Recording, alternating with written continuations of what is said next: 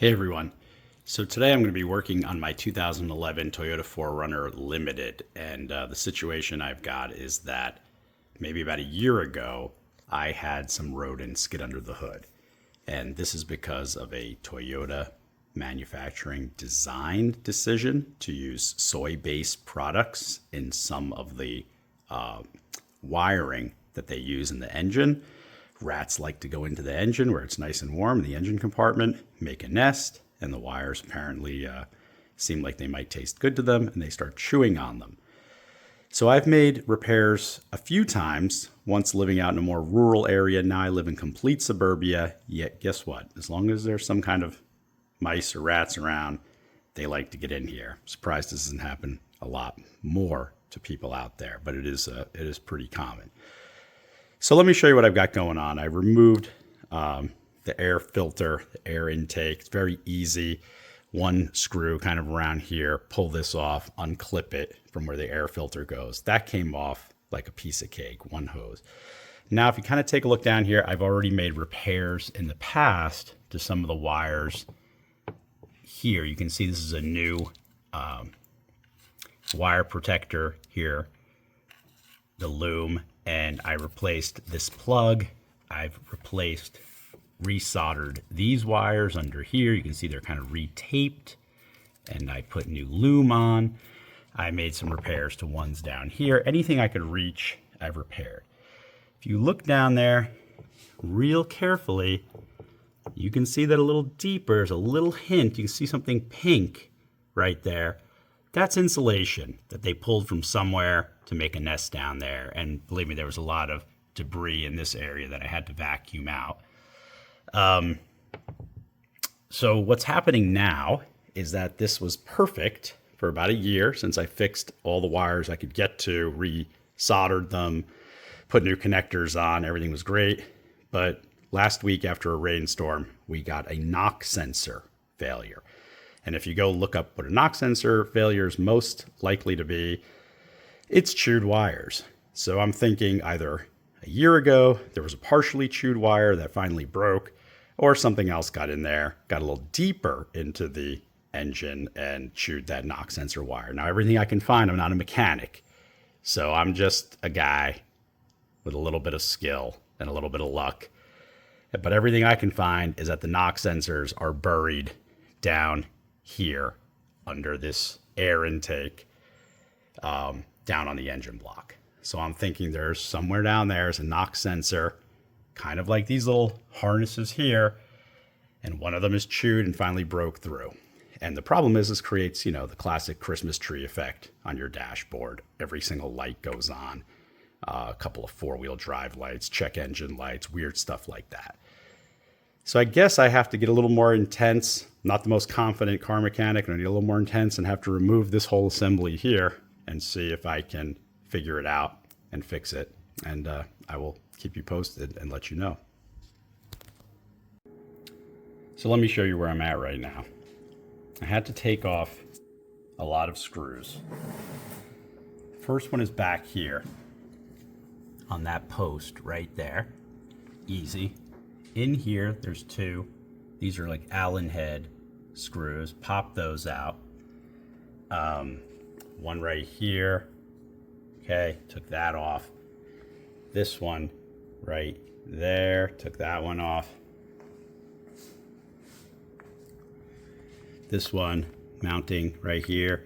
And there's one just behind these hoses under there. Maybe you can see the hole right. Maybe you can see the hole. There's one back there that I took off. And lo and behold, this thing started to move. So that's a good thing. Looks like these hoses have to be split apart here. There's like blue lines that show, and double hose clips. So that means they can be separated. I feel I might get lucky if I can get those hoses off, be able to lift this whole assembly off. I did also have to unplug a couple of plugs that attach here. So far, so good. So removing this lower air intake, I got a little nervous. But I went online and I saw someone do it very clearly on a slightly different Toyota, but it was similar. And so I got my courage up to give it a try. So I disconnected, for the most part, the fuel line back here. It's kind of hard to push out without removing more brackets, but it will slide out of there. I then disconnected all the wires here from the, I think they're the injector sensors. Don't get me, don't complain. I don't know anything if it's wrong. Then I took out all the bolts. First, I got a little nervous because these were Torx, and in some cases you need a special Torx wrench. But then I realized that mine have a simple 12 millimeter. They're not round on the outside. They're 12 millimeter hex. So I was just able to use a 12 millimeter hex. I don't think I need to remove the fuel rail unless it's, you know, caught on something in the back. There might be another wire back there. And I really was careful to clean out all those little edges in there because there was rodent debris and turds in there everywhere. So a couple of bolts up front. There's one right here and there's one right there. Simple enough. I'm going to try to lift this thing off now, pry this thing off and see what happens. Oh, I guess I forgot to mention one important thing. You know, how do I even know what's going on? Well, got a better look down there. I put some paper towels in there now, but I got a better look down there. And there was tons of firewall that they chewed up. I don't know if you can see it back there, but behind my firewall, there's insulation. They piled insulation, leaves in there. And then there was a tiny little hole that I could see through, kind of in this neighborhood. And I could actually see one of the wires going to the knock sensor. And guess what? I saw exposed copper. I can't say it's chewed all the way through. The fact that this car was running for more than a year probably means it's not chewed all the way through, but it's developed some kind of a short or something now. And that's why I'm taking this apart, because I'm hoping that if I could just get to it barely enough to try to patch it up somehow, even if I've got to use kind of surgical tools to do it, that's my hope right now, without having to kind of put everything back together, take it to a mechanic, and basically take this. The hard part is you have to take this central cooling pipe out right here. This central cooling pipe is kind of sitting on top of everything you need to work on. And I saw that in the video, and that just looked like a real pain. I mean, the guy in the video had to cut it out, build his own brackets to put it back. That's too much. So let me see if I can lift this piece out and we can see better what's going on. That's my hope. All right. So you can see I've got that lower intake off. There was a series of these bolts, as I said. They were easy enough. And then there was two in the front, regular bolts on these posts. You can see them a little better right here. There's a post, and right here, there's a post. And then I know I've got it set up there. The fuel line is disconnected, that green thing. The fuel line goes in here, but there's still like a return fuel line or something that it's hanging on. So I just kind of pivoted it out of the way. And then I stuffed the holes to the engine, a little bit of paper towels, and nothing falls in there. And I'm going to show you what's going on. You can kind of see this. I think I can zoom in. You see where the flashlight is? You see the red and green wire? Right down between these coolant pipes. I know it's, let me see if I can get that better. You can see, maybe I can zoom in.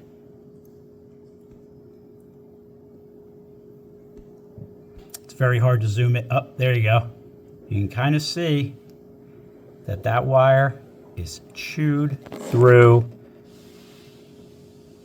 SOB got in there. It was probably a couple strands left, so it was okay. But now it probably cracked through over time. And what am I to do? These large, sorry about the blurriness, these large coolant pipes that are in the way here, I don't know how to get around them. I'll fool around with it, see what happens, but I don't know if I have the strength in me to pull those pipes out. And if the brackets have to be cut, like the guy in the video I watched, that may be a little bit beyond what I'm willing to do. It's a lot to take apart, a lot to put back together at this point for an amateur like me, so I'll have to think this through. Okay, so with a tremendous amount of perseverance, I was able to see the broken wires, and what I did was I was able to reach down through that pipe and cut the wires off at the base of the old clip. I'll show you that in just 1 second. Here's the clip. And I was able to cut them, or rip them out, basically. And after I ripped them out, I was able to use surgical forceps, if I had better tools, you know, I'm, again, not a mechanic, and pull that piece of the harness up through the two pipes, and you can see it there. And then I was able to strip a little wire. Now the trick was, how do you get this guy off? It was barely enough room for my hands down there. But I improvised a little hook tool like this, which is actually for the old days doing something with a concrete block, and was able to reach under there, push on the little tab on the back side, and down through the front side, through this hole, was able to push the connector off. It's literally a miracle. Don't know how I did it. But now that I have wires, and the funny thing is, because I had fixed some of these before from the same problem up top, I had some extra harnesses, little clips, extra clips, whatever you call them. And I think that I'm going to be able to attach these. And if I do it right, by feeding the wire up between the two tubes, then pushing everything back down there, I have a good feeling that I'll be able to slide this back on. Sliding these on is not as hard as getting them off. So keep you posted. Okay, so one thing you might ask me is, how am I going to solder in that little spot? Well, I discovered these a few years back. So these are kind of like little heat shrink tubes, and they have a bit of solder ring inside. And what you do is you put the wires in both ends and then heat these up like a heat gun. And I figured this is a good application because there's really nothing to burn next to that engine block. There's nothing to melt. So you just slide the wires, you can see, into both sides. I got, just for test purposes, fitting this one, slide it in, put the other one in, get it situated. When I have them both situated, then all I have to do is apply the heat gun, and that little solder melts inside and sticks them really close together. And also the tubing shrinks up really good, so it holds everything real tight. So I'll show you a little video of that in a minute, or when it's done. It's kind of noisy when I'm using the heat gun. So here's my setup. If you do this, the little harness that I had has black wires. So you notice I put a red rubber band on the side that goes to the red little stub, and the other one is green, so you get them right. I made sure the two wires are kind of overlapping and that little solder crimp there. And then you probably could give it a little crimp. I've never thought about that, but I'm just going to set it up as you can see here and start putting some heat on it, and it should melt them in about a minute or so and lock them together. And I just also noticed that when I push this wire down between the two pipes, the plug is already down in there because there's no way that plug would have fit between the two pipes. And if I'd had the plug on the top side, then I'd have to cut it and start all over. And just another little trick, you can see I put a piece of aluminum foil here. That's just to protect the jacket on the wires as I'm heating it up. I don't want to melt something else while I'm just trying to melt that target area, but with a heat gun, sometimes it's a little non-specific. So kind of a lightly puffed up piece of foil should help deflect some of the heat and keep it a little cooler underneath. Hopefully you can see the after picture where the solder's kind of liquefied, and I definitely saw it spread amongst the wires, and it's cooling down now. Plus you've got the nice grip on the wires from the outer coating. So hopefully it holds all together real well. So the last step in this really arduous process is going to be tucking this back down and getting that clip back on to the knock sensor. Hopefully, clips generally slide on a heck of a lot easier than they come off. And then putting all this stuff back. And I hope I remember where all the bolts go. So I got the clip on underneath and went out and bought a gasket kit. And this is for the upper air intake. You can see the old one is black, the new one's blue. There's really nothing wrong with the old one, but since the kit had upper and lower, I replaced the upper and then already put the lower piece of the air intake manifold back. There, trust me, new gasket underneath there. Put in the 6 screws along the edges, 2 in the back, 2 in the front. Put those down, reconnected the gas line again, reconnected all the fuel injector electronics, and hopefully didn't forget anything. Now I'm going to put the upper manifold on. Well, let me give you all the thrilling conclusion of this saga. Was able to put everything back together. No missing parts. Everything looks good under here. And got in the vehicle and started it up. And of course, all the same codes were on the dashboard. But fortunately, I have a code reader and was able to clear all the codes. And just like that, none of them came back. So outstanding. Here's what the dash looks like now.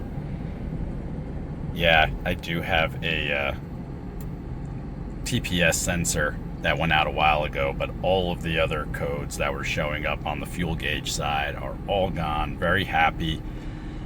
Just so you know too, there's a couple weird things that when this NOx sensor went out happened. That is, not only did I get a check engine light, I got a 4-wheel drive low and a traction control light up.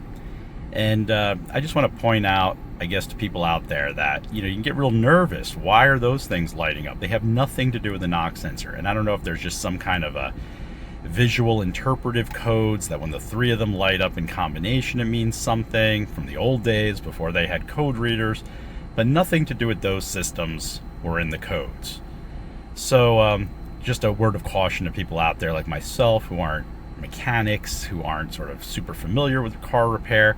You take that into a dealership or unreputable dealer and repair shop, and they could tell you, oh, your 4-wheel drive system's messed up, oh, your traction control, you need to replace a bunch of electronics, you need to do a bunch of stuff, charge a lot of extra money, when in fact that had nothing to do with it. So would totally invest in getting a code reader. I have one. It plugs in under the dashboard. It's very inexpensive, and it uses an app on your phone to read the codes. If this is something that you're an amateur like me and want to do in the future, I've used it in many cars just to check little things, and it's been very useful.